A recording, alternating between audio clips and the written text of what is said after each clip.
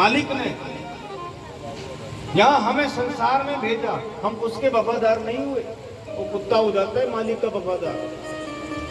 कोई धक्का दे के देखे मालिक को, बंद काटता है। हाँ जी, बोले शंकर भगवान की। इसीलिए हमें सेवा परमो धर्मा, सेवा अपने ही घर से शुरू करनी है। झाड़ू लगाते हो, सभी लगाते हैं, कौन कौन लगाता है? कहां तक झाड़ू लगाते हो? जो घर के दरवाजा होता है ना, बड़ी हद उसकी देली तक आगे गुआंडी दरवाजे के आगे कर देंगे और उसके अगले घर में कर देगा। ये सेवा नहीं हुई, इसको सेवा नहीं कहते। आपकी नगरी में मान लो महादेव आ जाए, वो देखें तो नगरी वाले कितना गंद डालते हैं। मैं क्यों जाऊं यहाँ? जो अपने आसपास सफाई नहीं रख सकता। तो क्या महत्व है, क्या महिमा है, और जो कार्यक्रम योजित किए जा रहे हैं आपके द्वारा, इस विषय में भी आप पूरा ज्ञान दीजिएगा। हरे कृष्णाय वासुदेवाय हरये परमात्मने प्रणतक्लेशनाशाय गोविंदाय नमो नमः। गुरुर्ब्रह्मा गुरुर्विष्णु गुरुर्देवो महेश्वरः, गुरु साक्षात् परब्रह्म तस्मै श्री गुरुवे नमः। तो श्रावण मास की बहुत बड़ी महिमा है और समस्त भारत ही नहीं पूरा विश्व जानता है कि श्रावण मास में आदि शंकर भगवान की पूजा अर्चना सभी मंदिरों में होती है और पूरा समस्त देश जो है इस श्रावण मास को मनाता है। तो इसी उपलक्ष्य में अधिक मास भी इस वर्ष रहा है, जिसमें सब ने बड़े उत्साह से इसे मनाया है। आदि शंकर भगवान समस्त संसार का कल्याण करते हैं, इसमें कोई संशय नहीं है, कोई संदेह नहीं है। और भगवान शिव की शरण में कोई भी आया है उसको उन्होंने गले से लगाया है। तो इसी भाव से यहाँ पर आपके मनी माजरा में, पंचकुला में, चंडीगढ़ में ये कार्यक्रम हुआ और इसमें शिव महिमा का व्याख्यान किया गया और समस्त भक्तों ने इसमें बहुत सहयोग किया और बड़े भक्ति भाव से सब ने इस कथा को श्रवण किया और शिव की महिमा को जाना।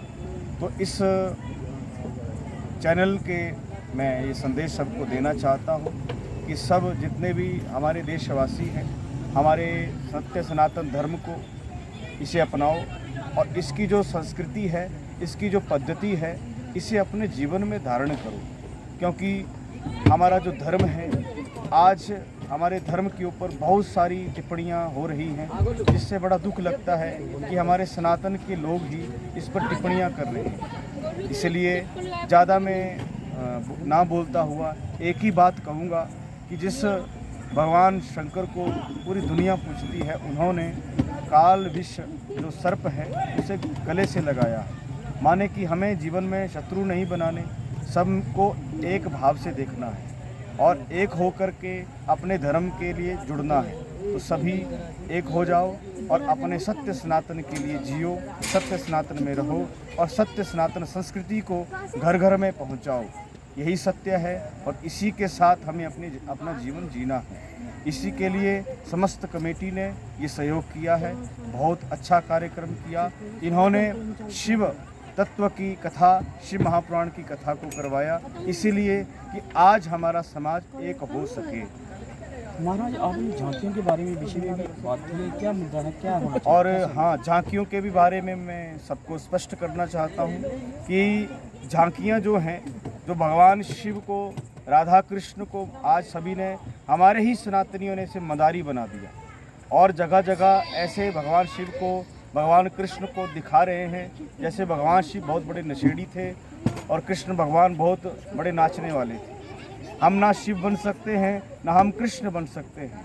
हम उनके जीवन को अपने जीवन में उतार सकते हैं।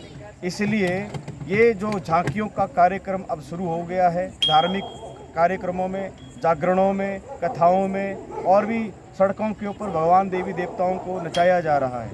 ये आगे आने वाले समय के लिए बहुत बड़े विनाश का कारण बनेगा, इसमें ही सत्य है।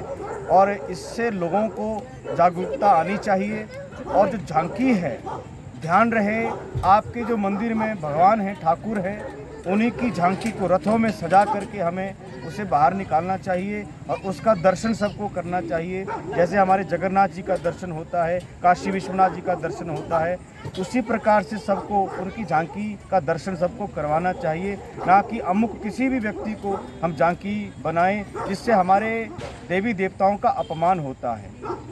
तो महाराज अगर मान लो झांकी करनी पड़ी तो कितने वर्ष क्या होना चाहिए इसके विषय में? झांकी के लिए जैसे देखो छोटे बच्चे होते हैं, ये भगवान का ही स्वरूप होते हैं, तो इनका एक छोटा सा स्वरूप बना करके इनको पूजनीय कहा गया है। बच्चे के अंदर काम, क्रोध, मोह, लोभ ये नहीं होता, तो कम से कम हम बच्चे को प्रणाम तो कर सकते हैं, क्योंकि भगवान का ही रूप होता है, वैसे उनकी कर सकते हैं। पर मैं और कहूँ तो उससे अच्छा है कि ठाकुर जी की झांकी सब निकालें तो और अच्छा है।